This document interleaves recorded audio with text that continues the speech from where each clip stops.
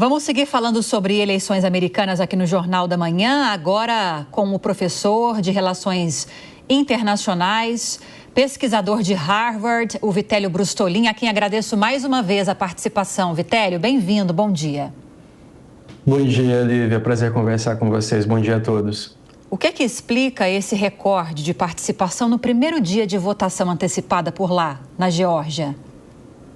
Lívia, bom, eu vou começar dizendo que outros estados já tiveram uma votação antecipada, isso é comum nos Estados Unidos, então desde setembro, por exemplo, Minnesota, Dakota do Sul, Virgínia, e agora, durante outubro, também tem o Michigan, Nevada, Arizona, que são estados que podem influenciar no resultado das eleições, que são estados pêndulos, então não é apenas a Geórgia, são outros, apenas para informar os espectadores que isso é possível e comum nos Estados Unidos. Agora, por que as pessoas votam antes? Primeiro, muitas querem evitar as filas no dia 5 de novembro, daqui a 19 dias. Segundo, existe uma motivação maior nesse momento para votar, Lívia, porque há apenas alguns meses, quando o Biden era candidato, muitas pessoas estavam desiludidas com as eleições, achavam que o voto delas não contava. E nesse momento, como a disputa está muito acirrada, meio ponto, um ponto nesses estados pêndulos sendo disputados muito pesadamente pelos dois candidatos, em comícios, em viagens, em entrevistas, as pessoas dos dois lados, né, porque existem partidários, independente do que o outro lado faça, existem partidários democratas e republicanos, as pessoas veem uma vitória do lado oposto como uma ameaça existencial aos Estados Unidos e a elas mesmas.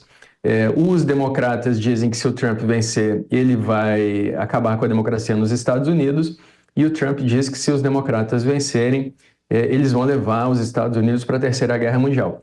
E aí, só para finalizar, Lívia, tem um fato específico da Geórgia, porque existe uma gravação que foi usada como prova nos processos contra o Trump, lá de 2020, quando ele pede para a principal autoridade eleitoral da Geórgia, o Raffensperger, que é o secretário eleitoral daquele estado, para encontrar 11.780 votos. E aí o Raffensperger diz, olha, os votos da Geórgia estão corretos, você perdeu nesse estado. Porque a Geórgia era tida como um estado, nas últimas eleições, de certeza de vitória do Trump, o que não aconteceu. Então ainda existe esse fator da Geórgia ter ficado em evidência nas eleições passadas e estar em evidência nesse momento também, Lívia. Professor, bom dia. A essa altura do campeonato, aqui em 2020, a média das pesquisas eleitorais nos Estados Unidos apontava para 10 pontos percentuais de vantagem de Biden em relação a Trump. Biden venceu a eleição.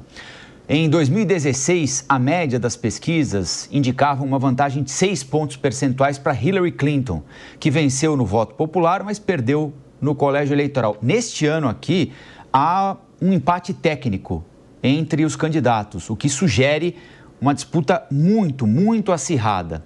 Nesse sentido, qualquer detalhe na apuração dos votos vai ser observado com lupa, porque qualquer voto conta, mais do que nunca. E na Geórgia há uma discussão sobre a forma de apuração dos votos. Um juiz, o senhor acompanhou isso, quem nos acompanha também, um juiz derrubou a regra que obrigava a contagem manual de votos na eleição dos Estados Unidos, o que tinha sido considerado uma vitória para Donald Trump. Medida que poderia, inclusive, atrasar a apuração em estados-chave, como a Geórgia. Que tipo de apuração e de discussão sobre a apuração o senhor prevê numa eleição aparentemente tão disputada e com diferentes avaliações a respeito da forma como os votos devem ser apurados? Essa pergunta é muito boa, porque o Trump já tinha questionado especialmente os votos pelos correios, né, que são esses votos que a gente está vendo agora, os antecipados nas eleições passadas. Essa apuração voto por voto, segundo o juiz que derrubou, né, essa decisão eleitoral, ela se tornaria inviável, porque seria necessário treinar pessoas para encontrar essas pessoas, primeiro contratá-las, depois treiná-las para fazer essa contagem, e a contagem, segundo o juiz, poderia ter erros, né? E aí começar a contagem de novo. Você aponta bem, Colombo, quando fala que a Hillary venceu. Ela venceu em 2016 no voto popular por 3 milhões de votos. Mas aí é sempre bom lembrar, até vocês falaram na reportagem há pouco, né, que nos Estados Unidos ganha quem vence no colégio eleitoral, ou seja, quem consegue alcançar 270 delegados dos 538. E esses delegados, eles são proporcionais à quantidade de representantes desses estados no Congresso dos Estados Unidos. O Al Gore também, lá em 2000, também tinha vencido no voto popular do Bush filho. Mas, de novo, ganha quem vence no colégio eleitoral e é por isso que é tão complicado esse sistema e é por isso que há tanta contestação. E aí, só para finalizar, Colombo, já que você fala, né, olha, o que pode acontecer caso caso algum candidato não concorde com o resultado? Pois é. Veja, o Trump, até recentemente, ele era franco favorito para essas eleições, quando o Biden era candidato.